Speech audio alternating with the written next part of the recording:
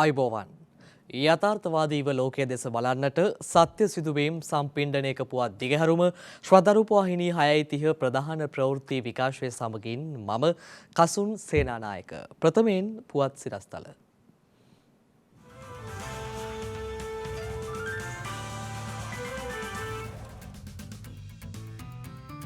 නවවැනි පාර්ලිමේන්තුවේ තෙවැනි සභාවාරය අද ජනපති ප්‍රධානත්වයෙන් විවෘත කෙරේ. වේත්‍රධාරී දෙපාර්තමේන්තුවට රාජාසන කතාවේදී සර්වපාක්ෂික රජයකට ජනපතිගෙන් ආරාධනා. මම ඔබ සැමටම මිත්‍රත්වයේ හස්තය ගෞරවයෙන් දිගු කරනවා.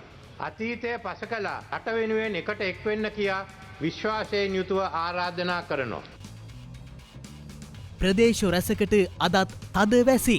දිස්ත්‍රික්ක 8කට නායෑමේ අනතුරු ඇඟවීම් තවදුරටත්. මහනුවර ශ්‍රී දළදා පෙරහැර මංගල්‍ය වෙනුවෙන් විශේෂ දුම්රිය සේවා කිහිපයක් ධාවනයට.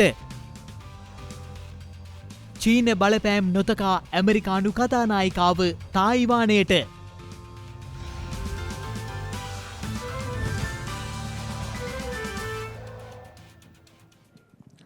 නවවැනි පාර්ලිමේන්තුවේ තෙවැනි සභාවාරය ජනාධිපති රනිල් වික්‍රමසිංහ මහතාගේ ප්‍රධානත්වයෙන් අද විවෘත කෙරුණා. කෙසේ වෙතත් සාම්ප්‍රදායිකව සිදුවන ආචාර්ය වැඩිමුර සහ රත පෙළපාලි නොපැවැත්වීමටයි ජනාධිපතිවරයා උපදෙස් ලබා දී තිබුණේ.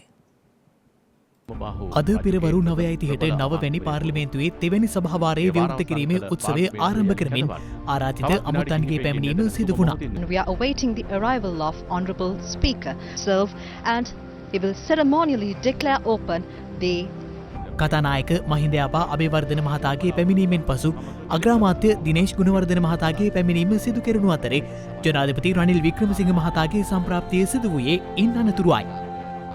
ජනාධිපතිවරයා පාර්ලිමේන්තුව වෙත පැමිණීමේ අවස්ථාව චාම් උත්සවයක් ලෙස පැවැත්වීමට එතුමාගේ උපදෙස් මත කටයුතු යොදා තිබුණු අතරේ ආචාර්ය වෙඩිමුර සහ රත පෙළපාලි පැවැත්වීම සිදු කෙරුණේ නැහැ.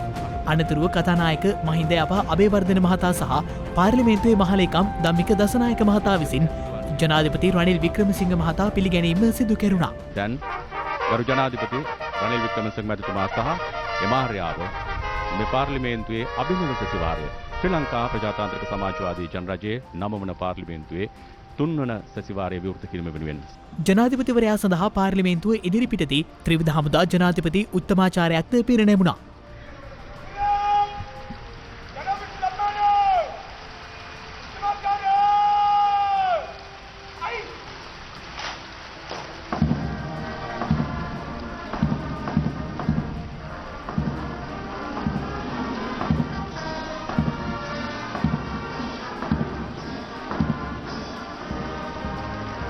අනතුරුව වේත්‍රධාරී නියෝජ්‍ය වේත්‍රධාරී සහ සහකාර වේත්‍රධාරී පෙරටු කරගත් කතානායකවරයා සහ පාර්ලිමේන්තුවේ මහලේකම්වරයා විසින් ජනාධිපතිවරයා පාර්ලිමේන්තු මන්දිරයේ වෙත කැඳවාගෙන යනු ලැබුවා. මේ පැවරෙන්නේ පාර්ලිමේන්තුවේ මහලේකම්වරයා යටතේ පවතින වේත්‍රධාරී දෙපාර්තමේන්තුවට ඒ අනුව ශ්‍රී ලංකා පාර්ලිමේන්තුවේ ප්‍රධාන වේත්‍රධාරී නරේන්ද්‍ර ප්‍රනාන්දු මහත්මයා එවැගේම එම අවස්ථාවේ පාර්ලිමේන්තුවේ ద్వාරය අසලදී ජයමංගල ගාථා ගායනා කර ජනාධිපතිවරයාට ආශිර්වාද එක් කරනු ලැබුවා.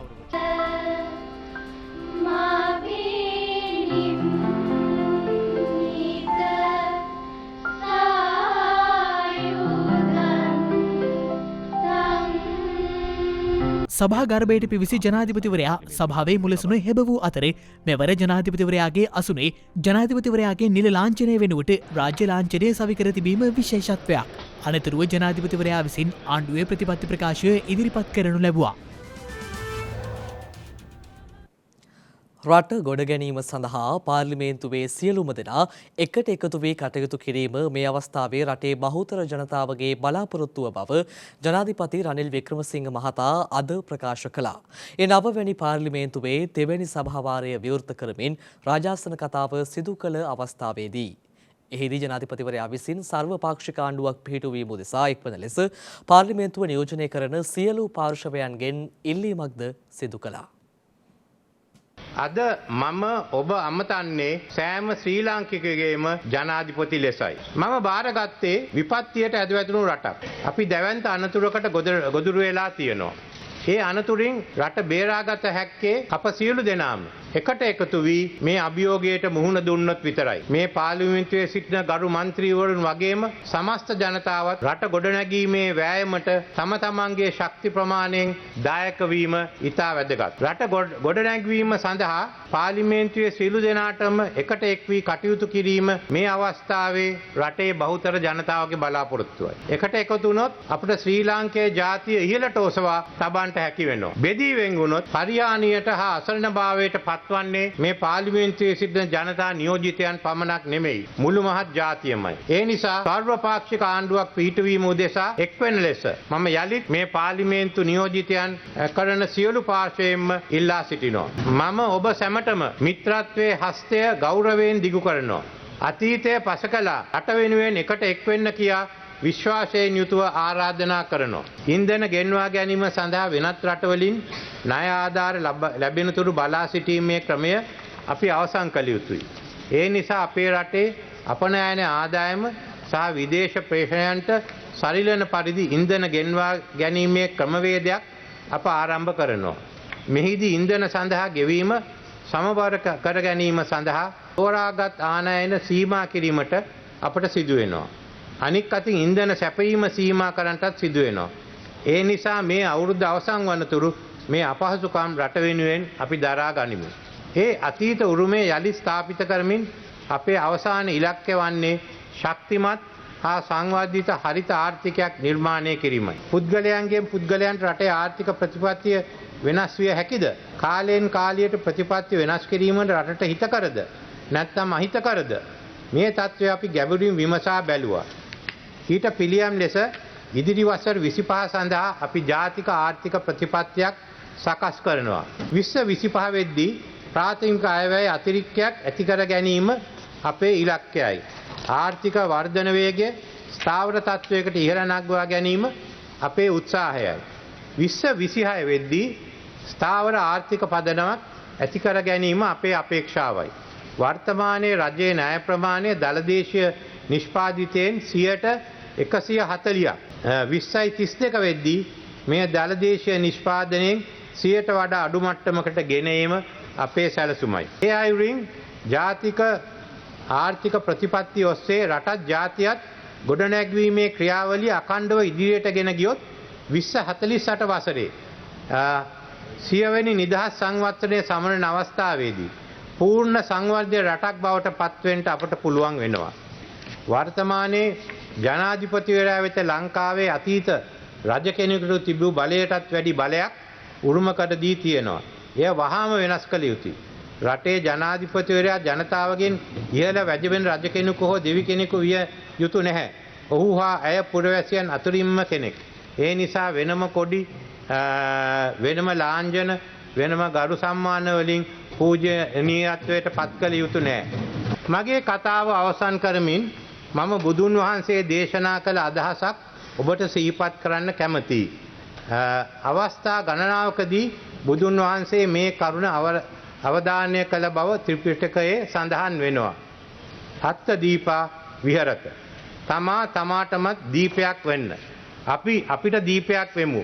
ඒ දීපයෙන් ශ්‍රී ලංකා දීපය ආලෝකවත් කරමු. ඔබ සියලු දෙනාටම ස්තුතියි. දෙවයිනට බලපා ඇති අයහපත් කාලගුණ තත්ත්වයේ හේතුවෙන් පවුල් 3037කට බලපෑම් මෙල්ලවී ඇති බව ආපදා කළමනාකරණ මධ්‍යස්ථානයේ පවසනවා. මේ අතර කාලගුණ විද්‍යා දෙපාර්තමේන්තුව සඳහන් කළේ තව සතියක පමණ කාලයක් මෙම වර්ෂාපතන තත්ත්වය අපේක්ෂා කර හැකි බවයි. නිරිතතික මෝසම් තත්වය සක්‍රියවීමත් සමඟ බස්නාහිර සහ දකුණු මුහුදු ප්‍රදේශවලත් දිවයිනේ නිරිතතික කොටසේත් පවතින වැසි සහ සුළං තත්වේ තවදුරටත් බලාපොරොත්තු විය හැකි බව කාලගුණ විද්‍යා දෙපාර්තමේන්තුව පවසනවා. දිවයිනේ මේ දිනවල තියෙන මේ වර්ෂාපතනයේ තවදුරටත් අපි අපේක්ෂා කරනවා මේ තත්ත්වයට ඇති ඕනෑම අවස්ථාවක වැසි හෝ ගෙගුණුන් සහිත වැසි තත්ත්වයන් නිර්මාණය වෙනවා. බස්නාහිර සබරගමු දකුණු මධ්‍යම වගේ පළාත්වලත් වයම් පළාතෙත් විටින් විට වැසි තත්ත්වයන් නිර්මාණය වෙනවා. අපි විශේෂයෙන්ම තරමක තදවැසි අද දිනෙත් බලාපොරොත්තු වෙන්නේ බස්නාහිර කළුතර දිස්ත්‍රික්කයේ නුවර නුවරඑළිය ගාල්ල මාතර වගේ දිස්ත්‍රික්කවල සමහර ස්ථානවලට මිලිමීටර් 100 ඉක්මන වර්ෂාපතන ලැබීමේ හැකියාවන් තියෙනවා. ඊට අමතරව දිවයින හරහා තියෙන සුළං තත්ත්වයේත් වැඩිවීම තවදුරටත් අපි අපේක්ෂා කරනවා. මේ තත්ත්වය විශේෂයෙන්ම බලපාන්නේ බස්නාහිර පළාත, දකුණු පළාතේ සහ මධ්‍යම කඳුකරේ බටහිර බෑවුම් පැත්තේ සුළඟේ වේගය පැයට කිලෝමීටර් 40-50 දක්වා ඉහළ යෑමේ තත්ත්වයන් තියෙනවා. මුහුදේ කාලගුණය ගත්තම විශේෂයෙන්ම පුත්තලමේ ඉඳන් කොළඹ හරහා පොතුවිල් දක්වාම තියෙන වෙරළබඩ තීරයට ඔබ්බෙන් තියෙන ගැඹුරු සහ නොගැඹුරු මුහුද් තීරවල සුළඟේ වේගය වැසිස් සමග පැයට කිලෝමීටර් 60-70 දක්වා ඉහළ යෑමේ තත්ත්වයන් තියෙනවා. එම මුහුදු සීමාවේ මුහුදු රළ ඉහළ යෑමේ තත්ත්වය සාමාන්‍යයෙන් මේ දිනවල දැන්ට තියෙන්නේ 2.5-3 අතර පරාසයක මුහුදු රළ ඉහළ යෑමේ තත්ත්වයන් තියෙන්න පුළුවන්. කෙසේ නමුත් මේ වර්ෂාපතනය අඩු වැඩි වෙමින් ඉදිරි දින කීපේ විශේෂයෙන්ම 6-7 වගේ දිනයන් දක්වාම අඩු වැඩි වෙමින් මේ මධ්‍යම කඳුකරයේ ආශ්‍රිත ප්‍රදේශවල මේ වර්ෂාපතනය තවදුරටත් පවතින ලකුණු තමයි අපේ විශ්ලේෂණවල පෙන්눔 කරන්නේ. වර්ෂාපතනය ගොඩාක්ම අඩු වෙන අවස්ථාවකට එළඹෙන්නේ බොහෝ විට 10-11 වගේ දිනයන් වෙන විට තමයි මධ්‍යම කඳුකරේ බටහිර බැවුම් ප්‍රදේශවලට ඇදහැලෙන අධික වර්ෂාවත් සමග දුම්රිය මාර්ගයට පස් කඳු කඩා වැටීමෙන් දුම්රිය ගමනාගමනයට බාධා එල්ල වුණා. ඒ අනුව එම පස් කඳු ගල් සහ ගස් ඉවත් කරමින් උඩරට දුම්රිය මාර්ගයේ යථා තත්ත්වයට පත් කිරීමට යුද හමුදාව කටයුතු කර තිබුණා.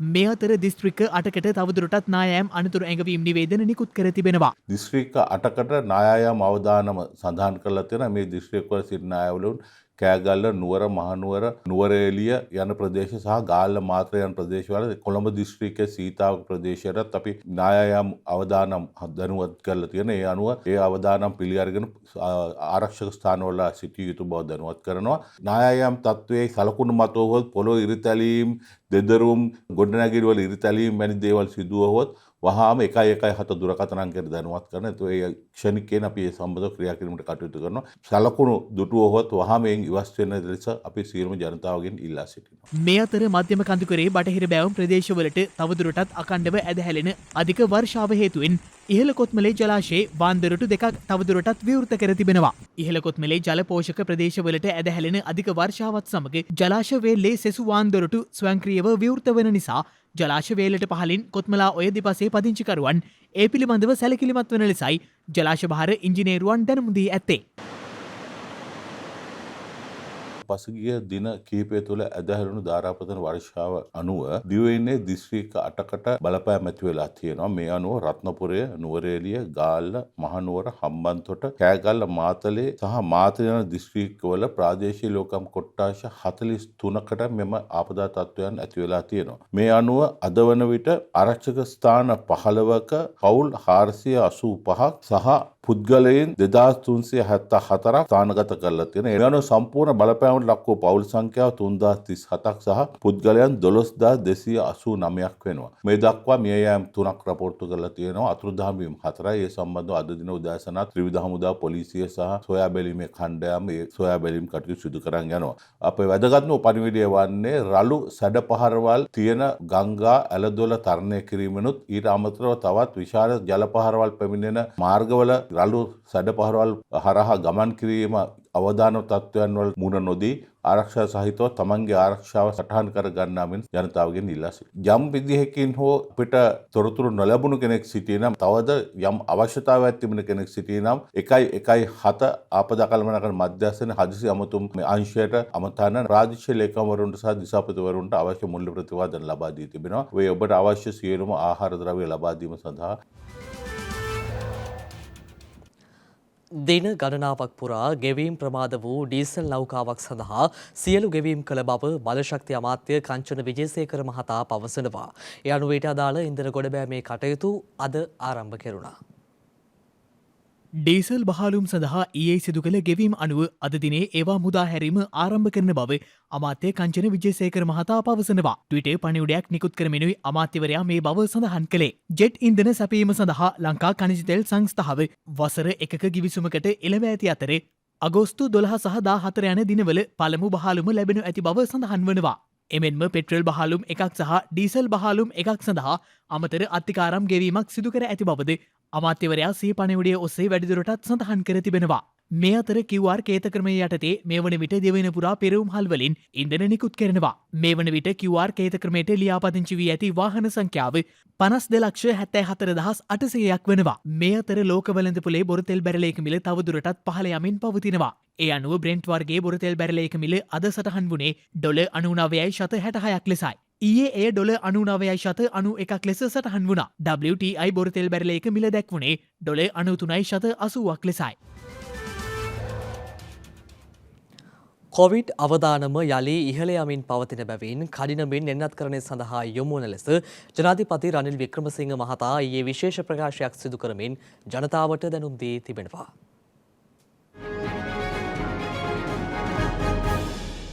ගත වූ දිනේ මෙරටින් නව කොවිඩ් ආසාදිතයන් 117 දෙනෙකු වාර්තා වී ඇති බව වසංගත රෝග විද්‍යා ඒකකය දැනුම් දී තිබෙනවා. ඒ මෙරටින් වාර්තා වන සමස්ත කොවිඩ් ආසාදිතයන් සංඛ්‍යාව 6,65,964ක් දක්වා ඉහළ නංවමින් මේ අතර ගත වූ දිනේ මෙරටින් කොවිඩ් ආසාදිත මරණ 7ක් වාර්තා වී ඇති බව සෞඛ්‍ය සේවා අධ්‍යක්ෂ ජෙනරාල්වරයා විසින් දැනුම් දී තිබෙනවා. ඒ අනුව මේ වන විට මෙරටින් වාර්තා වන සමස්ත කොවිඩ් ආසාදිත මරණ සංඛ්‍යාව 16,566ක් ලෙසයි දැක්වෙන්නේ. මේ අතර පවතින කොවිඩ් අවදානම යළි ඉහළ යමින් පවතින බැවින් කඩිනමින් එන්නත්කරණය සඳහා යොමු වන ලෙස ජනාධිපති රනිල් වික්‍රමසිංහ මහතා ඊයේ විශේෂ ප්‍රකාශයක් සිදු කරමින් ජනතාවගෙන් ඉල්ලීමක් කර තිබෙනවා. ඒ අනුව සෞඛ්‍ය අමාත්‍යාංශයේ මේ පිළිබඳ විශේෂ අවධානයක් යොමු කරමින් සෞඛ්‍ය මාර්ගෝපදේශ නිකුත් කර ඇති බැවින් එම උපදෙස් නියමාකාරයෙන් පිළිපදින ලෙස ජනතාවගෙන් ඉල්ලා සිටින බවයි ජනාධිපතිවරයා අවධාරණය කළේ. මේ වන විට අපි නැවත වරක් කොවිඩ් රෝගීන්ගේ වැඩිවීමක් දක්නට ලැබෙනවා. මේ පිළිබඳව අප විසින් සෞඛ්‍ය අමාත්‍යාංශය විසින් අවශ්‍ය මාර්ගෝපදේශ මිට ප්‍රථම අපි මහජනතාව වෙත නිකුත් කරනු ලැබුවා. ඊයේ දිනේදී අතිගරු ජනාධිපතිතුමා විසින් මේ පිළිබඳව නිල ප්‍රකාශයක් නිකුත් කරනු ලැබුවා. ඒ නිසා අපි මහජනතාවගෙන් ඉල්ලා සිටින්නේ අපි මීට ප්‍රථම මුවාවරණය පැළඳීම අනිවාර්ය කිරීම අපි ඉවත් කරනු ලැබුවා. නමුත් පසුව අපි ඊටමත්ම දැනට රටේ තියෙන තත්ත්වයක් සැලකලා බලලා අපි මෙය අනිවාර්ය නොකර හැම විටම Taman රාජකාරී කරන ස්ථානයේ නැත්නම් ඇතුළත පරිශ්‍රවලත් ඒ වගේම පොදු ප්‍රවාහනවලත් ඒ වගේම අපි රැස්වීම් සහ වෙනත් මහජනතාවගේ අවසන ස්ථාන වලට යනවා නම් අනිවාර්යෙන් මුවාවරණය පළඳ ගන්න කියලා අපි අවශ්‍ය නිර්දේශ නිකුත් කරනු ලැබුවා. දැනට අපි මීට ප්‍රථම අවස්ථාවේදී රෝගීන් වැඩි වෙච්ච අවස්ථාවේදී අපි ආරෝග්‍ය ශාලා සහ ඒ වගේම අපිට අතරමැදි ප්‍රතිකාර මධ්‍යස්ථාන අපි ගොඩක් ඇති කරා. නමුත් අපි හිතනවා ඒ තරම් අපිට වැඩි වෙන්නේ නැති වෙයි කියලා. නමුත් මේ වෙනකොට අපි හැම රෝහලකම ආවම වශයෙන් වාට්ටුවක් විවෘත කරන්න කියලා දැන් සියලුම ආයතන ප්‍රධානීන්ට අපි උපදෙස් නිකුත් කරලා තියෙනවා. ඒ ඉදිරියේදී අපි වැඩි වුණොත් අපි නිවෙස්ගත ක්‍රමයක් අපි නැවත වර්ගයක් අපි ආරම්භ කරන්න බලාපොරොත්තු වෙනවා. ඒ අනුව අපි අතරමැදි ප්‍රතිකාර මධ්‍යස්ථාන විවෘත කරන්න ඕනේද නැද්ද කියන එක අපි සලකා බලමින් ඉන්නවා. දැනට අපිට වාර්තා වෙන රෝගීන් ප්‍රමාණය බලා ගැනීමේ හැකියාව තියෙනවා. මේ අතර මේ වන විට වෛරසය ආසාදිතව රෝහල්වල ප්‍රතිකාර ලබන පුද්ගලයන් සංඛ්‍යාව 1240ක් වන අතර වෛරසය ආසාදිතව සිට සුවය ලැබූ සමස්ත පුද්ගලයන් සංඛ්‍යාව දැක්වෙන්නේ 6,48,158ක් ලෙසයි. මහනුවර ඓතිහාසික ඇසළ පෙරහැර මංගල්‍යයේ ප්‍රථම කුඹල් පෙරහැර ඊයේ වේදි සංචාරය කරනු ලැබුවා. සෙංකඩගල ඇසල පෙරහැර මංගල්ලේ පළමු කුඹල් පෙරහැර ඒ වීදි සංචාරය කරනු ලැබුවා. ඊයේ පස්වරු 6ට පමණ සිව් මහා දේවාල පෙරහැර සමගින් ප්‍රථම කුඹල් පෙරහැර වීදි සංචාරය ආරම්භ කෙරුණා. දළදා වීදිය, ඩී.එස්. සේනානායක වීදිය, පන්සල පාර දේව වීදිය, කොළඹ වීදිය, යටිනුවර වීදිය, රජ වීදිය ඔස්සේ ගමන්ගත් පෙරහැර ශ්‍රී දළදා මාලිගාව වෙත ගෙවැදීම සිදු වුණා. ප්‍රථම කුඹල් පෙරහැර මංගල්ලේ සදහතුක කරඬුව වැඩම කරවන ලද්දේ සිංහරාජා හස්තියා විසින් මියන් රාජා හා බුරුම රාජා හස්තයෙන් දෑල ඇතුන් වශයෙන් පෙරහැර ගමනට එක්ව සිටියා. අද රාත්‍රියේ දෙවන කුඹල් පෙරහැර වීදි සංචාරය කිරීමට නියමිතව ඇති අතර 6 වනදා දක්වා ඓතිහාසික ඇසළ පෙරහැර මංගල්‍යයේ කුඹල් පෙරහැර පවත්වනු ලබනවා. එමෙන්ම අගෝස්තු මාස 7 වන දින සිට 10 වනදා දක්වා රන්දෝලි පෙරහැර පැවැත්වීමට නියමිතයි. මේ අතර මහනුවර ශ්‍රී දළදා මාලිගාවේ ඓතිහාසික ඇසළ පෙරහැර වෙනුවෙන් විශේෂ දුම්රිය සේවා කිහිපයක් ධාවනය කිරීමට දුම්රිය දෙපාර්තමේන්තුව සැලසුම් කර තිබෙනවා. ඒ අනුව ලබන 7 වනදා සිට සාමාන්‍ය දුම්රියන්ට අමතරව මෙම විශේෂ දුම්රිය ධාවනය කරවන බවයි එම දෙපාර්තමේන්තුව සඳහන් කළේ. ශ්‍රී ලාංකිකයෙකු විසින් රචිත ග්‍රන්ථයක් සුප්‍රකට ඇමර්සන් වෙබ් අඩවියේ වැඩිම විකුණුම සහිත ග්‍රන්ථය බවට පත්ව තිබෙනවා.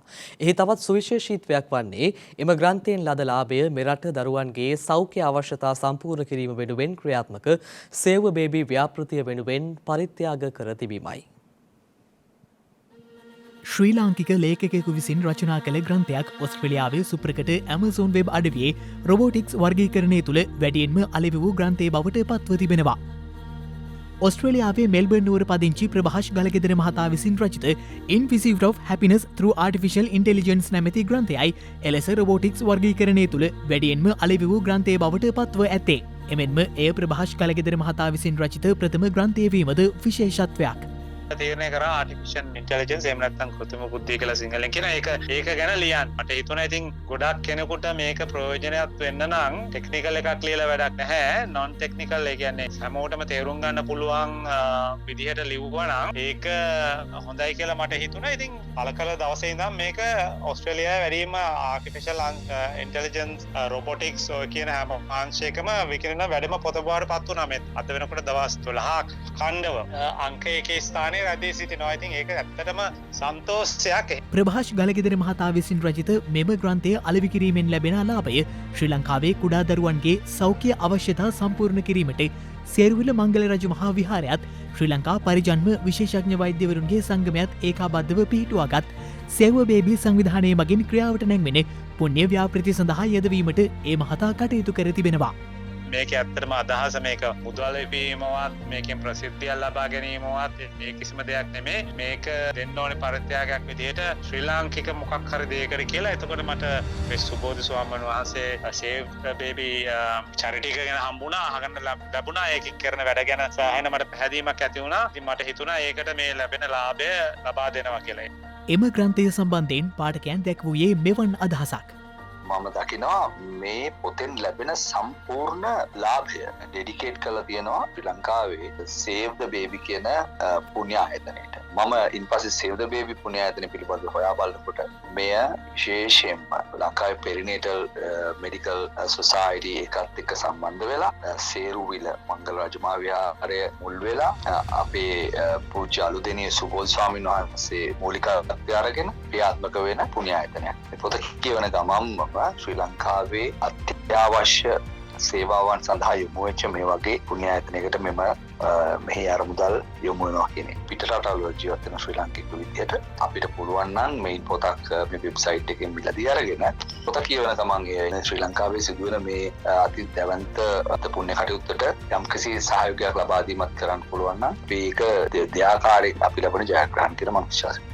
ලක්මවට කීර්තියක් එක්කරමින් ඒ ඔස්සේ මෙරට දරුදැරියන්ගේ සෞඛ්‍ය සුරක්ෂිතතාව තහවුරු කරන්නට කැපවුණු ප්‍රභාෂ් ගලගෙදර මහතා වෙත තව තවත් ග්‍රන්ථකරණයෙන් සාර්ථකත්වයන් ලබන්නට ශ්‍රද්ධා මාධ්‍ය ජාලයේ අප සුභාශිංසන එක් කරමු.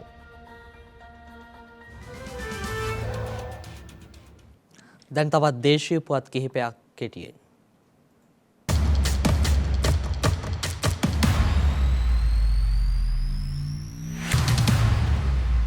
අධ්‍යයන පොදු සහතික පත්‍ර උසස් පෙළ විභාගයේ ප්‍රතිඵල එළැවෙන 15 වෙනිදා 30 වෙනිදාත් අතර නිකුත් කරන බව අධ්‍යාපන අමාත්‍ය ආචාර්ය සුසිල් ප්‍රේමජයන්ත මහතා පවසනවා. අමාත්‍යවරයා සඳහන් කළේ ප්‍රතිඵල සකස් කිරීම මේ වන විට අවසන් අධීරයේ පවතින බවයි. එළැමෙන සතියන්තයේදී විදුලිය කප්පාදු කෙරෙන කාල සීමාව අඩු විය හැකි බව ශ්‍රී ලංකා මහජන උපයෝගිතා කොමිෂන් සභාව පවසනවා. එහි සභාපති ජනක රත්නායක මහතා සඳහන් කළේ මේ වන විට විදුලිය උත්පාදනය කෙරෙන ජලාශවල ධාරිතාවය 62% දක්වා ඉහළ ගොස් ඇති බවයි. එමෙන්ම අද සිට 5 වෙනිදා දක්වා පැය 3ක කාලයක් විදුලිය කප්පාදු කිරීම සඳහා මහජන උපයෝගිතා කොමිසම අවසර ලබා දී තිබෙනවා. ශ්‍රී ලාංකිකයන් ලක්ෂ 50ක් පමණ මේ වන විට මිග්‍රේන් හෙවත් ඉරුවාරතෙන් පීඩා විඳින බව ඔස්ට්‍රේලියාවේ මෙල්බර්න් නගරයේ වාසය කරන ස්නායු රෝග පිළිබඳ විශේෂඥයෙකු වන මහාචාර්ය තිස්ස විජේරත්න මහතා පවසනවා. ලෝක ජනගහනයෙන් බිලියන 8කට ආසන්න ජනතාවට දුබලතාවය ඇති කරන ස්නායු රෝග අතරින් ඉරුවාරතේ මුල් තැන ගනු ලබන්නේ මිනිස් දුබලතාවයෙන් 20%කටම මෙම රෝගයේ මුල් වීම හේතුවෙන්. මේ නිසා ශ්‍රී ලාංකික මෘදුකාංග නිර්මාණ ශිල්පීන් පිරිසක් සමග එක්ව මහාචාර්ය තිස්ස විජේරත්න මහතා මෙම රෝගය පවතින්නේ දැයි නිශ්චිතව හඳුනා ගැනීමට විශේෂ මෘදුකාංගයක්ද නිර්මාණය කර තිබෙනවා. කළුතර ප්‍රාදේශීය ලේකම් කොට්ටාශයට අයත් ග්‍රාම නිලධාරී වසම්වල අඩු ආදායම්ලාභී පවුල් සඳහා දෙවන අධීරය යටතේ ඉන්දිය ආධාර ලෙස බෙදා දීමට ලැබුණු සහල් සහ කිරිපිටි තොගය කළුතර ප්‍රාදේශීය ලේකම් එස් තිරිමාන මහතා විසින් පසුගියදා බාර ගනු ලැබුවා. එලෙස ලැබුණු සහල් කිලෝග්‍රෑම් 1,60,000ක තොගය සහ කිලෝග්‍රෑමේ කිරිපිටි පැකට් 1,110ක තොගය මේ වන විටත් අඩු ආදායම්ලාභී ආර්ථික අපහසුතාවයෙන් පසුවන පවුල් වෙත බෙදා දීම සඳහා කොට්ටාශය තුළ පිහිටා ඇති සමෘද්ධි බැංකුව වෙත ලබා දී තිබෙනවා.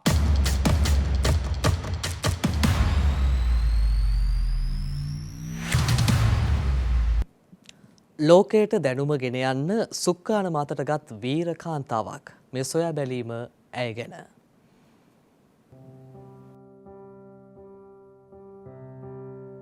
පුංචි දරුවන් නොයෙක් හේතුකාරණා නැති බැරිකම් එක්ක අසරණ වුණ පුංචි දරුවන් ලෝකේ කොයි රටෙත් ඉන්නවා. නොෙක් අපහසුතා නිසා ඔවුන්ට අධ්‍යාපනය මග හැරෙති බොහෝ තැන්වල ඔවුන්ට විවර වෙන්නේ අඳුරු ලෝකයක දොරගොලො. ඒත් දුප්පත්කම් නැතිබැරිකම් නිසා පුංචි දරුවන්ට ඒ වගේ ඉරණමක් අත්වෙන්න ඕනෙද. ඒ දරුවන්ට පිළිසරණක් නැද්ද. ඒ ගැන හිතුව කෙනෙක් තමයි එස්ටෙලා පයිෆ්‍රෝම්. එස්ටෙලා ජීවත් වෙන්නේ ඇමරිකාවේ ෆ්ලොරිඩා ප්‍රාන්තේ. ඇයි වෘතියෙන් මාර්ගෝපදේශවරයක්. සිය වෘතියෙන් විශ්‍රාමගේ පසු එස්ටෙලා නිදහසේ කාලය ගත කරද්දී ඇය දැක්ක දෙයක් තමයි මුදල් නොමැතිකම නිසා හරි හැටි පාසල් අධ්‍යාපනයක් නැති පුංචි දරුවන්. ඔවුන්ගෙන් බොහෝමයකටම තොරතුරු තාක්ෂණ දැනුම නැති නිසා ඒ දරුවන් ලෝකෙන් හුදකලාවන බවක් එස්ටෙලාට තේරුණා. ඉතින් ඇය කළේ ඊට විසඳුමක් දෙන එක. තමන් විශ්‍රාමය අද්දී ඇයට ලැබුණ මුළු වැටුපම වියදම් කරලා එස්ටෙලා බස්රථයක් මිලට ගන්නවා. ඉන් පස්සේ ඇය තමන්ගේම වියදමින් පරිගණක ඒවට ඕන කරන උපාංග ආදිය මිලදීගෙන ඇය ඒ බස්රථය ජංගම පරිගණක විද්‍යාගාරයක් බවට පත් කරනවා.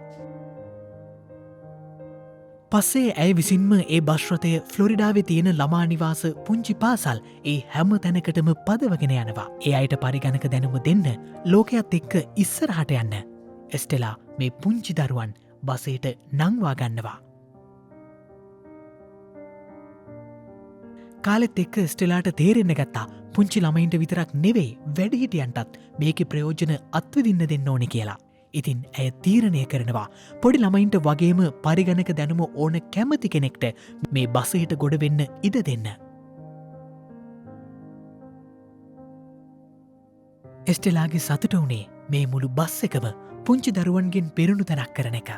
ඇගේ මහන්සේ ප්‍රතිඵල විදියට මේ දරුවන් තාක්ෂණික දැනුමෙන් ඉදිරියට යන එක. ඉතින් අවසානයේ ඇය ඒක කළා. සමාජ සේවය කොයි තරම් වටිනවද කියලා ඇය ලෝකයට පසක් කළා. ඒකට ඇය හම්බ කළ සේසතම වැයි වුණත් ජීවිතයේ සැබෑ සතුට මේ දරුවන්ගේ වැඩිහිටියන්ගේ සිනහවෙන් උපයගන්න ඇයට පුළුවන් වුණා.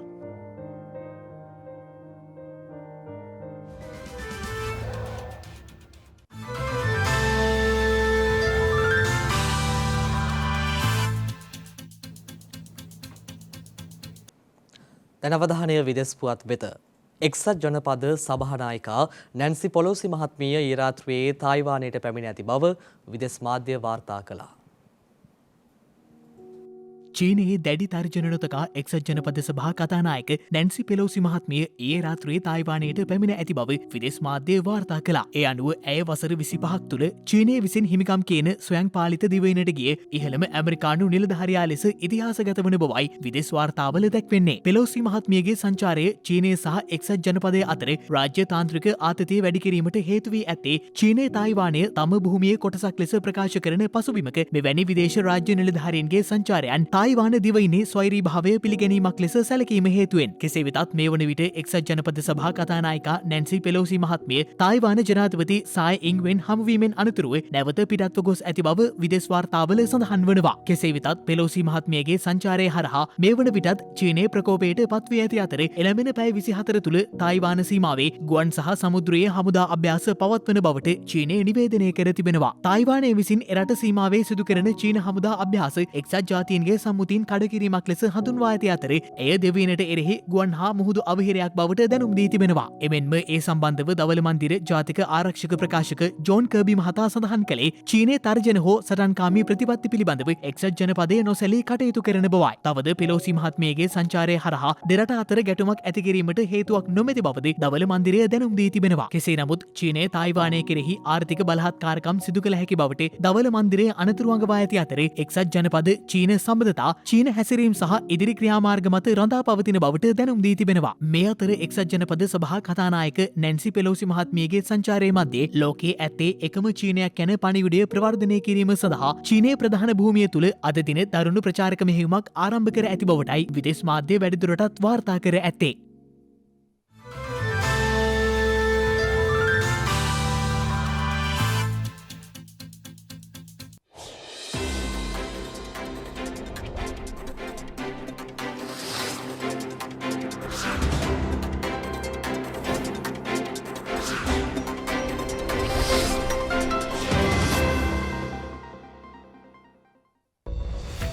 හෙට අගෝස්තු 4 වැනිදා.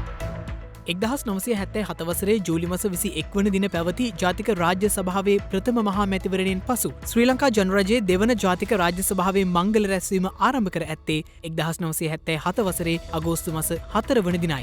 ඒ අනුවෙහි පළමු සභාවාරය ශ්‍රී ලංකාවේ ප්‍රථම ජනාධිපති විලියම් ගෝපල්ලව මහතා විසින් ආරම්භ කර ඇති අතර පාර්ලිමේන්තු මන්ත්‍රී ආනන්ද තිස්සද අල්විස් මහතා නිතරගෙන් එහි කතානායක ධුරයට පත්ව තිබෙනවා.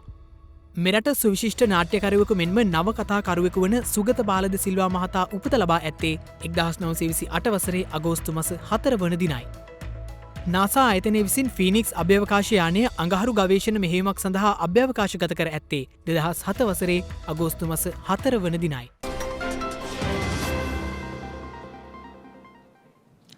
ඒත් සමගින් ශ්‍රද්ධා ප්‍රධාන ප්‍රවෘත්ති විකාශය නිමාවට පත්වෙනවා. හමුවෙමු හෙටත් සවස 6:30ට. තෙරුවන් සරණයි. නමෝ බුද්ධාය. මෙවැනි වැදගත් පුවත් නැරඹීම සඳහා ශ්‍රද්ධා TV News YouTube channel එක subscribe කර සීනුව සලකුණ වන්න.